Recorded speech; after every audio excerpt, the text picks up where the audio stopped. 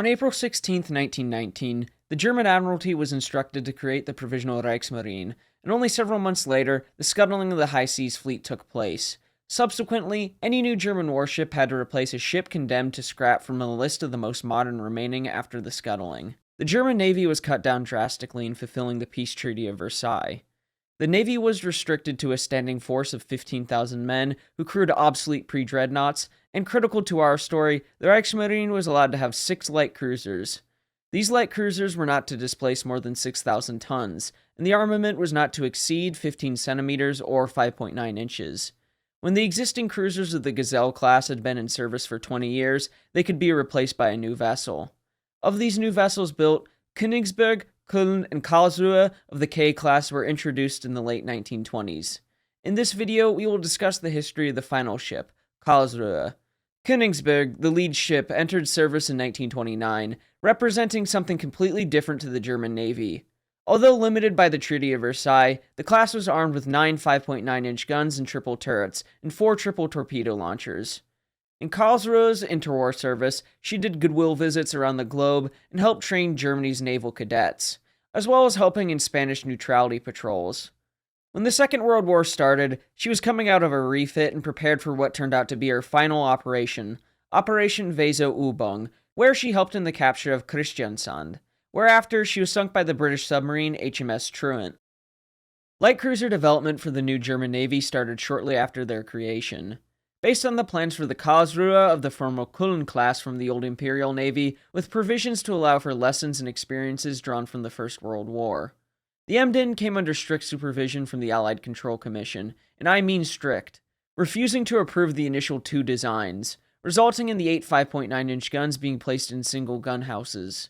All of this to say that Emden followed mostly along the lines of old Imperial cruisers, while the K class, who were designed under Chief Naval Architect Ebernberg in 1924 and 1925, was something completely new for the German Navy.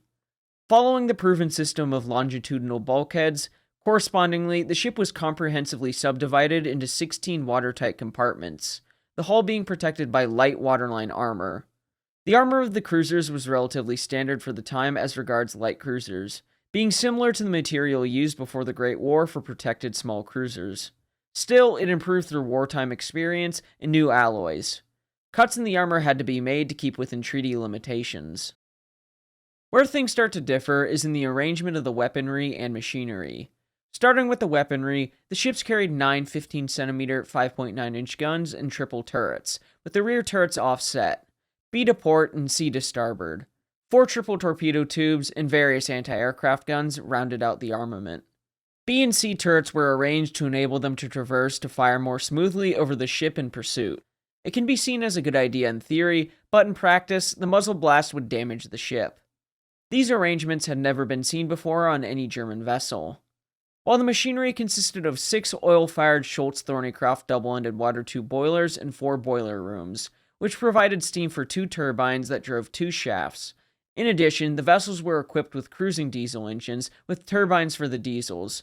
Using their full power, the ships could achieve 32 knots. Their machinery again differed from previous German designs, namely Emden. Their engine rooms were uncomplicated and generally reliable. However, because of the limitations, the machinery took up half the 16 compartments, spreading it over a greater area than normal. Another change in these ships was beam-to-length ratio. In layman's terms, the measurement of how slim a ship is, which in the K class was 11 to 12. Having a long flat aftership with an inclined stern. This is an important aspect of the ship, which we will discuss in a minute. All of this firepower and machinery had to fit onto a vessel that weighed ostensibly 6,000 tons, which for Karlsruhe was about 7,700 tons in operational conditions. Because of that, weight-saving measures had to be undertaken. Namely, 85% of the hulls were welded, and light metals were used wherever possible. These efforts to save weight and to keep the ships within treaty limitations resulted in the sides, decks, bulkheads, and frames of the 3 ships being rather thin. Fractures and tears occurred amidships when going through rough seas or when the guns were fired, resulting in a refit for Karlsruhe, which we will discuss later. Apologies to those of you who have seen my video on Königsberg. If this information sounds familiar, that's because it is. To beat a dead horse, I think this quote is important to show why some might view these cruisers as weak.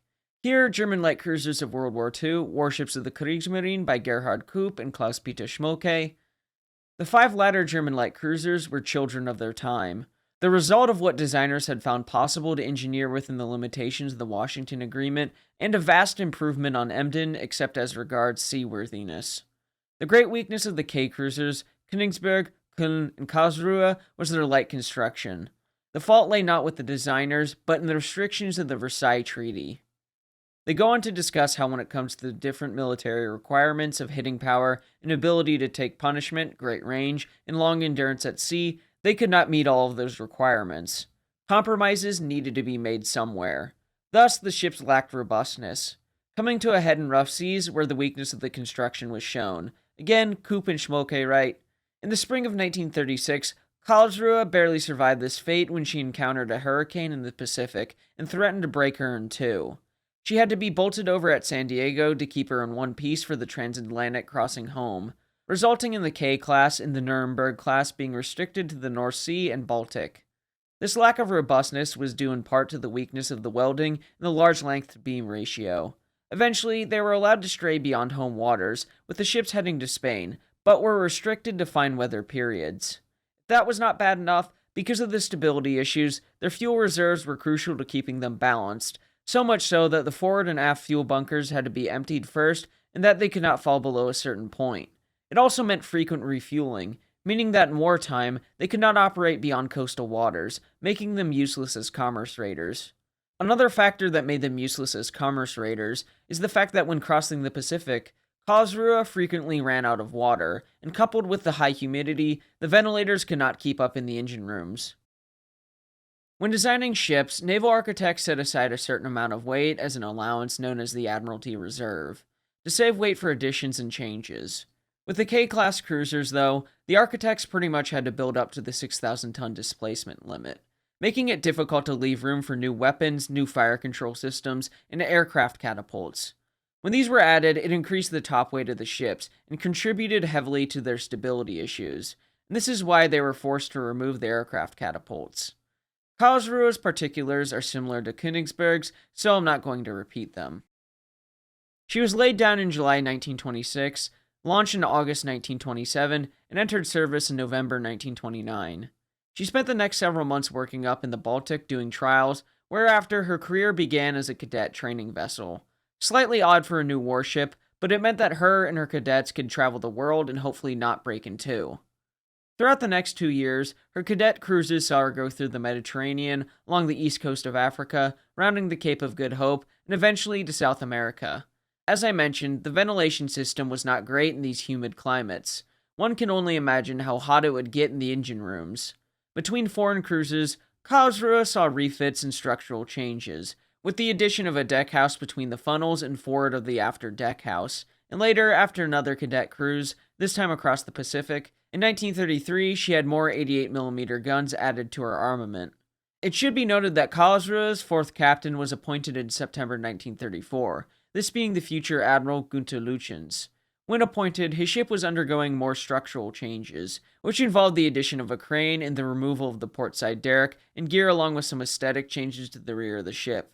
Continuing her routines of refits, training cruises, and trials, she found herself in the Pacific in March of 1935, and this is really what I wanted to discuss when talking about her interwar service. As you see, the cruiser planned to sail from Batavia in the Dutch East Indies onto Hong Kong and several ports in Japan. However, on March 12th, the weather took a turn for the worse. The barometer was falling fast. As she got further into the Pacific, the wind rose gradually to force 9, and fierce squalls swept the ocean. The massive rolling waves threatened to capsize the ship, causing her to heave for safety. On the 14th, the storm let up for a few days, but on the 18th, it was back with a vengeance, when winds of force 12 were recorded. Rolling and yawing fiercely, pounding and groaning at the seams, seeming like she was going to burst apart. Eventually, one of the longitudinal frames buckled. Others followed on March 19th. On the boat deck, a fissure stretched from one side of the hull to the other. Testing the ship's strength and their faith, the crew went west, heading for safety in the Aleutian Islands. The storm finally subsided on the 21st, and on the 23rd, they made it to Dutch Harbor, spending the next 5 days patching up with shipboard tools and then heading to San Diego, where, with the help of the US naval base, they patched up the ship as best they could, creating quite the patch job with I-beams, arriving back in Germany on June 19th. This near disaster led to her career terminating as a cadet training ship, and instead she went into the docks for repairs and a scheduled refit. Changes to the ship included the erection of deckhouses between the forefunnel and battle mast and between the catapult and forefunnel, the enlargement of the deckhouse aft, and 88mm gun mounts. Running trials in September after this work was complete, surprisingly she was able to be repaired following such extensive damage. Like almost every other German cruiser we have discussed, she participated in Spanish neutrality patrols, doing this on and off between 1936 and 1938, wherein in May 1938 she was decommissioned for a large refit. This was because of the poor experiences of the 3K cruisers, particularly issues with their weak construction, poor stability, and near-fatal Pacific cruise for Karlsruhe. Koop and Schmolke write about the major alterations. The foretop was reduced from double to single story. The staff on the foretop was replaced by a mast, and the searchlight platform on the battle mast was raised. The after funnel was shortened, and slightly canted caps were fitted to both funnels. The derrick post with searchlight stations was unshipped, and searchlight platforms were erected abreast the funnels. A large bent-arm crane was installed on the starboard side, and a straight-arm crane on the port side. A taller main mast with long tripod legs was fitted. Twin 10.5cm weapons replaced the 8.8cm twin flaks, and a 10.5cm single was fitted on the aft superstructure deck. Anti-mine gear was also added, and Koop and Schmolke report that some sources claim the cruising diesel was removed during this refit, although unlikely as the post-refit blueprints show it in place. Karlsruhe did not re-enter service until November 13, 1939, with the Second World War having kicked off in September, and in combination with the harsh winter, when April 1940 came around in Operation Weserübung, or the invasion of Denmark and Norway, her crew was green, and she was reported as not having been fully ready for service. Still, after another refit, she and Group 4 were assigned to the occupation of the Norwegian port Kristiansand, on the southern tip of the nation. She and her escort of torpedo boats, Ziedler and Lux, along with various other ships, with Vice Admiral Schenck, the admiral who was going to be in charge of southern Norway, left Germany at 5 a.m. on April 8th. Captain Reeve of Karlsruhe was worried about British submarines and planes in and over the Skagerrak. Since it was the North Sea, visibility became poor as the day went on. At some points, visibility was down to 30 meters. This means that in combination with keeping time for the invasion of Norway or of Wesertag, they attempted to disembark troops and supplies at 4:17 a.m. on the 9th. To quote Gerhard in his book The German Invasion of Norway, April 1940, Captain Friedrich Reeve of the cruiser Karlsruhe was a very unhappy man in the morning of 9 April. It was almost 10 and Kampfgruppe 4, of which he was in command, should have started disembarkation of the landing troops almost 6 hours earlier, but things were not going well at all. Fog had delayed his flotilla, and the coastal forts had put up a fierce defense, fending off the ships several times despite repeated bombardment and shelling. In desperation, Reeve regrouped his ships and gave orders to enter the fjord once more. Like Haar wrote, things were not going well for the German forces in Kristiansand, as the Norwegians had formidable defenses at Odrea Fortress with 4 24cm howitzers, 2 21cm guns, and 6 15cm guns. Not only that, there was a secondary fortress between the city and Marvika, which had 3 15cm guns, along with various ships at the disposal of the Norwegian Navy.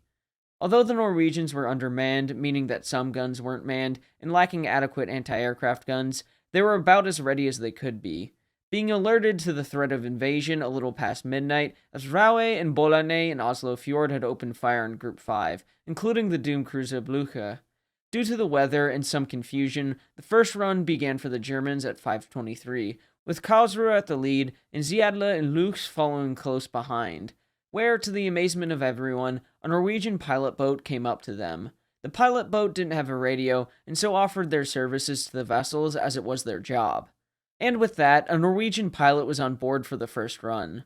Since things were about to get rough, he was left standing in a corner. The German staff was distracted, having spotted the German freighter Seattle approaching them through the fog. This freighter was not part of the invasion force, being loaded with wheat, planks, and timber. She was trying to make it to safe waters, having slipped past internment and entered Norwegian waters a week ago. Reeve initially welcomed the distraction, as he thought he might shelter behind her, but abandoned the idea once learning she was not, in fact, part of the invasion force. He then signaled her away, and the captain of the Seattle thought Karlsruhe was a British ship, and at that moment, the first shots were fired. The Norwegians had fired a 21-centimeter shell just ahead of Karlsruhe as a warning shot. Reeve ordered his ship to fire, but he was at a severe disadvantage, given that he could only bring his forward 15-centimeter turret to bear, and with the only backup coming from the 10.5-centimeter guns of the torpedo boats, not to mention the possibility of Norwegian submarines, the situation was unsustainable and the run ended at 5:45. Soon after, German bombers came overhead and bombed the forts, causing little to no damage to the guns or their crews. Still, one aircraft had gotten a lucky hit on the Western ammunition store on top of Odrea, where at 5:55, Reeve, believing the forts had been reduced, attempted another run with the torpedo boats and the E-boat tender Tsingtao. Karlsruhe began a bombardment of the forts, and this time her guns were more accurate, with several high-explosive shells hitting inside the fort, and a number of men were wounded from the blast. Soon, Reeve, with bombers still overhead and 2 Norwegian destroyers in the water, decided that he could still not overcome the forts in this manner, and decided another approach needed to be taken, compelling him to turn back once again at 6:23. He chose to land troops at a different point, enforcing the narrows with Seattle and Lux with covering fire from Karlsruhe, which still proved difficult. The Germans then withdrew to the southeast. Where things get even more confusing is when Seattle decided to come out of cover, and the Norwegian gunners, believing her to be a troop transport, saw no reason not to engage her and fired on her, igniting her flammable cargo. The ship was grounded, and the crew got off safely with 1 man injured, but the ship continued to burn. To get a move on with our story, the Germans attempted several more times to force their way through, and eventually the decision was made to use S-boats to land the troops. Doing so at about 9:30 with some confusion on the part of the Norwegian gunners, which allowed the German troops to land and engage Norwegian soldiers in the area. Sometime past 10, Karlsruhe was ordered to head for Kristiansand, and she was able to disembark her troops. The guns were neutralized at 12:20, and by 5 p.m., Karlsruhe's job had been done to complete satisfaction. Karlsruhe, having done her job, left at 7 p.m., being escorted by the torpedo boats. The ships were heading home at a speed of 21 knots. Visibility was good, the sea was calm, and it seemed like things were looking up for the cruiser, whose life had been somewhat rough so far. Things, though, were about to get a whole lot worse. The fear of British submarines in the Skagerrak was founded, as the submarine HMS Truant was there. Where, Har writes, on board Karlsruhe, 4 torpedo tracks were observed to starboard at 7:58. Captain Reeve immediately ordered both engines full ahead and hard to port, but to no avail. Despite 3 explosions being recorded by Truant, it appears that only 1 torpedo impacted on the starboard side near the bulkheads between the auxiliary machine room and the cruising turbine room, compartments 5 and 6. Both engines and steering fell out, and the cruiser stopped, listing 12 degrees. The situation was very serious, as the ship was filling with water. The pumps were out, and Karlsruhe was sinking. Reeve decided to abandon the ship, and so Lux and Seattle came alongside and disembarked the crew. After a while, it was decided that she needed to be sunk, where the torpedo boat Greif sunk her. Karlsruhe's forecastle was blown off, but she still remained afloat, taking another one before she went down at 10:42. Har again has this to say about her loss. The loss of the valuable cruiser to a single torpedo close to land was disconcerting to SKL, and Reeve was criticized for not attempting to take her into tow by torpedo boats or call the minesweepers of Korvettenkapitän Thoma back to assist. Vice Admiral Schmutt pointed to the fact that despite being in submarine-infested waters, the ship had neither been fully closed up nor at action stations. He recognized that the ship's condition had been serious, but it should not have been hopeless under the existing weather conditions. Reeve maintained that based on the reports from Korvettenkapitän Duvel, the ship had been sinking, and everything possible had been done, considering the low state of training of the ship's young company. Schmutt's report is in Koop and Schmolke's book, and it's a fascinating read. I will refrain from commenting on it as it's not my place. However, I will echo Koop and Schmolke again, where they write, the 5 latter German light cruisers were children of their time, the result of what designers had found possible to engineer within the limitations of the Washington Agreement, and a vast improvement on Emden except as regards seaworthiness. The great weakness of the K cruisers, Königsberg, Köln, and Karlsruhe, was their light construction. The fault lay not with the designers, but in the restrictions of the Versailles Treaty. Karlsruhe had an interesting career, with an end not too far from the lead ship Königsberg, which was sunk during Weserübung, but by British skuas. German light cruisers from this period are fascinating to me because of their light construction and what the designers were able to do under the circumstances of the restrictions, and a truly revolutionary design for German cruisers. I think they should get more credit than they get. Of course, I recognize their shortcomings. Most likely in reality, it might just be my soft spot for those offset turrets. Anyway, thank you for watching, and do let me know what you all think about this new mic. I'm trying to figure out the settings, and it might take me some time to actually figure out. Remember to like and subscribe, as it'll help the channel to grow. Until next time, my friends, have a great day.